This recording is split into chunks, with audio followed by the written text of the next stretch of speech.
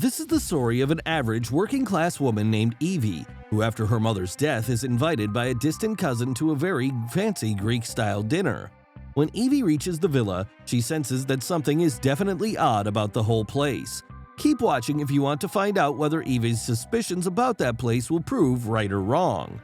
Welcome to Movie Recall. In today's video, we will be going through the 2022 movie The Invitation. It's time to recall. Let's get started. Turn on subtitles and spoilers ahead. The movie starts with a preview of the villa, and after a while, someone in a distorting voice in the background starts talking about a woman's behavior who you can barely recognize standing in the corner of a pitch-dark room. Next, the distorting voices are playing in the background continuously, and now the woman starts running, which looks like she is running from one wing of the villa to the other. We can see the woman grabbing a sculpture's head and bringing it close to her chest, and she is holding it firmly in both hands. The distorting voice changes into screams and white noises in the background, and the woman falls off the railing. All these activities seem like an event that must have happened in the past. The next scene starts with Evie serving desserts at a conference happening at a posh conference center. Once she is done serving, she goes back to the kitchen and chats with her colleague about the tips she got and how one of the dollar bills has a number written on it. Now, both are about to leave, so her colleague named Grace gives her a bag that seems to have Evie's DNA test report in it. Evie goes back to her home and is seen doing pottery that looks like her hobby, and once she is done with it, she goes to her bed and listens to her mama's voice note where she is wishing her birthday and appreciates how good of an artist Evie is. While the voice note is being played in the background, we see Evie lying on her bed face up and thinking about something.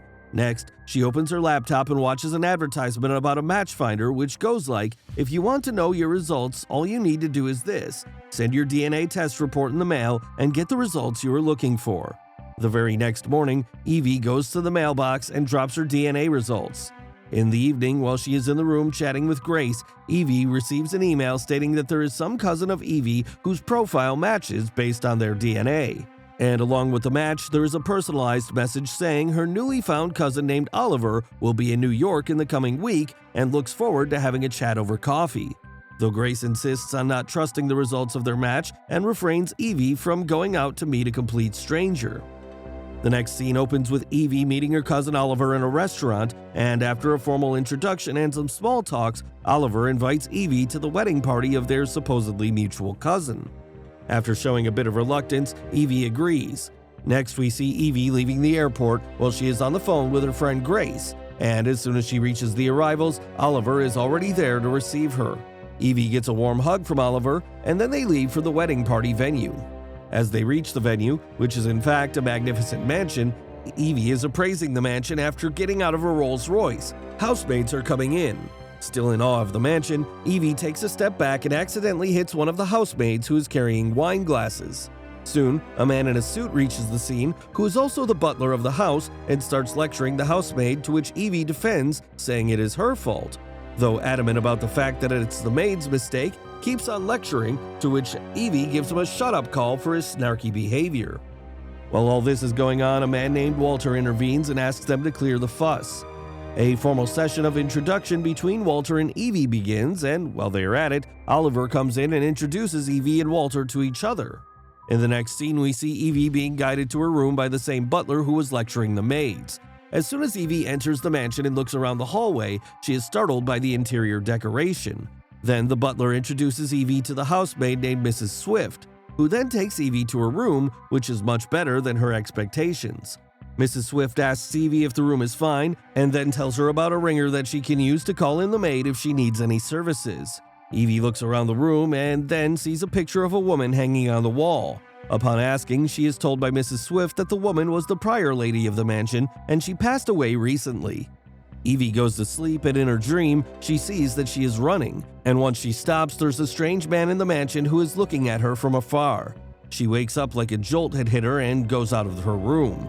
While she is strolling around the mansion, she sees the butler standing in the hallway and talking to all the housemaids. She is observing the activities, and Mrs. Swift appears out of nowhere and inquires about what Evie was doing out there and advises Evie to go back to her room as it's not safe for her to be out there that late. Evie gets back to her room and wakes up to a knock on her door as her new family is waiting for her downstairs. Evie leaves her room and goes towards the hallway where she is greeted by Oliver and the rest of the family. A man comes forward and introduces himself as Uncle Julius and welcomes Evie to the family.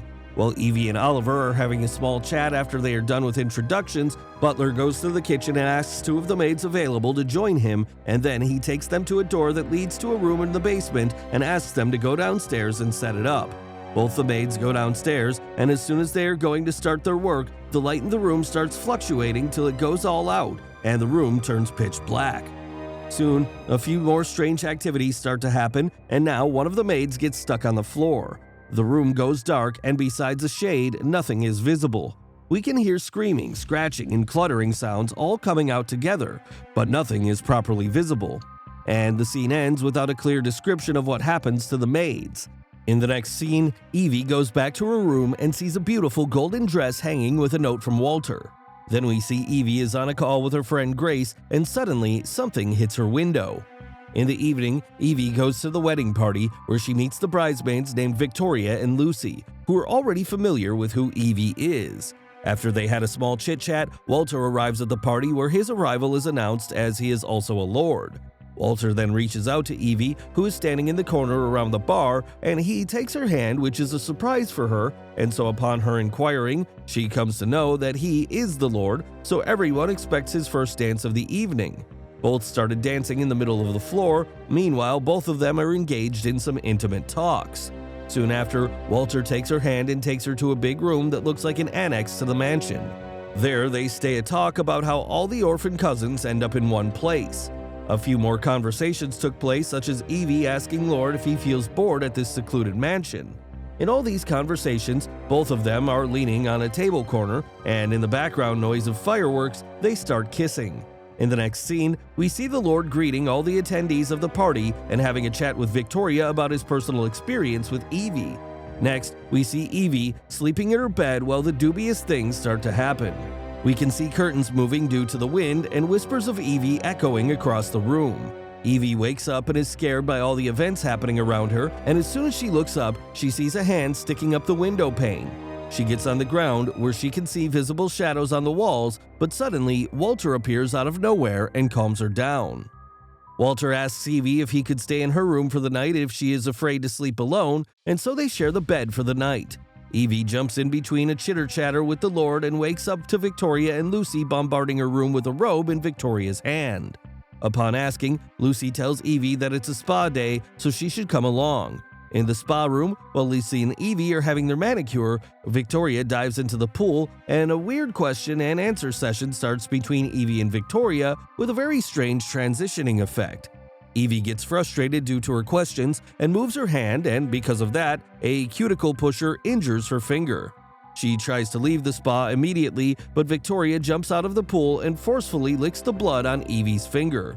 Evie returns from the spa and into the hallway. She goes to the drawer to get the key to the room she was refrained from entering on the very first day of her stay at the mansion. In the room, she accidentally drops a file, and upon opening it, she found documents with her complete profile present in them. Her name, her status, family history, everything is present in that document. Next, we see she is in her room with the luggage bag sitting on the bed, and she is packing her stuff to leave. Walter comes to the room and asks why she is packing. She confronts him by giving him the documents with her profile on them. She accuses him of profiling and stalking and says she wants to leave. Walter comforts her by talking about how he likes her and wants to know more about her. The intense scene transforms into an intimate one, and they start kissing, which leads to an even stronger and more intense scene. The next morning, both wake up in bed, and Walter tells her about a family dinner she has to attend and that the dress she will be wearing tonight is in her closet. She gets and reaches the dining hall where everything is set for dinner and everyone is already seated at the table with their party masks on. Walter acknowledges all the four families present at the table by naming their clans and kisses the hand of Evie. The very next moment, a very pleasant scene turns into a horrid one when Walter announces his marriage to Evie and about joining all the lost families. The butlers cut the throat of one of the maids and collect all the blood in a bowl. Next, the blood is poured into 3 glasses which are served to Walter, Victoria, and Lucy. All the events transition through the thoughts of Evie. Even she remembers that the woman whose picture hangs in her room isn't the previous lady of the mansion, it's the picture of her great-grandmother named Emmeline. As soon as Evie gets a hold of herself, she gets off the dinner table and runs towards the door, where the staff stops her from leaving the room. Evie asks that she wants to go home, but the Lord asks Victoria and Lucy to handle her for the night. Then Evie is carried to a cellar room where Victoria and Lucy accompany her, and there they tell her about their ages and reveal that they are not humans, instead they are vampires. They try to calm Evie down by saying to her that she can also have eternal life once she becomes a vampire. Then we see Victoria and Lucy putting all panicking and screaming Evie in a small room and leaving her stranded there all alone for a night. She spends the night in that pitch-dark box, and in the morning, Mrs. Swift comes to her help and gets her out of the box. She also guides her on how she can run from the mansion. Confused about why she would help Evie, she replied that the great-grandmother of Evie was a very dear friend of hers. Evie, to run from the mansion, starts running in the passageway, which bells all the bells simultaneously, suggesting an abnormal activity in the cellars. We can see that everyone gets active and starts looking for Evie. We see a butler with an axe in his hands trying to find her in the passageway. Evie manages to leave the mansion, but seeing everyone trying to find her, she hides in the wooden store outside the mansion. A man comes in, throws a body in, and while he approaches the door to leave, he hears a dampened hiccup of Evie and starts to search the store. We see that Evie comes out of the corner and runs towards the store. She leaves the room while the man is still inside and locks him in. Next, we can see that she keeps running, and while the day has by now turned into a night, Evie finds a home in the jungle and asks them for help.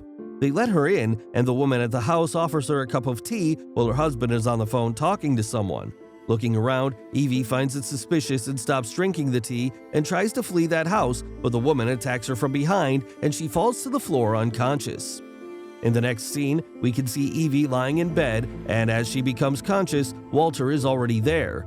He applauds her running attempt, but says it's all in vain, cause she is never leaving. She faints away again, and in the next scene, it shows Evie walking down the aisle. Walter and Evie get married, and Walter asks her to suck the blood out of his wrist so she can become like them. She sucks the blood and becomes a vampire, but then she throws a pot of fire on the ground which lights up the sanctuary. She attacks Walter with a sharp object and runs away towards the hallway. There, she gets into a fight with Victoria, and after Evie kills her with the help of Lucy, and after killing Butler, she runs back into the sanctuary and pushes Walter into the fire. The last scene of the movie shows Evie getting back to New York, and both she and her friend Grace can be seen entering the new outlet opened by Evie. This is where the movie ends. Thanks for watching. Please like, subscribe, and click the bell icon to get new movie recaps.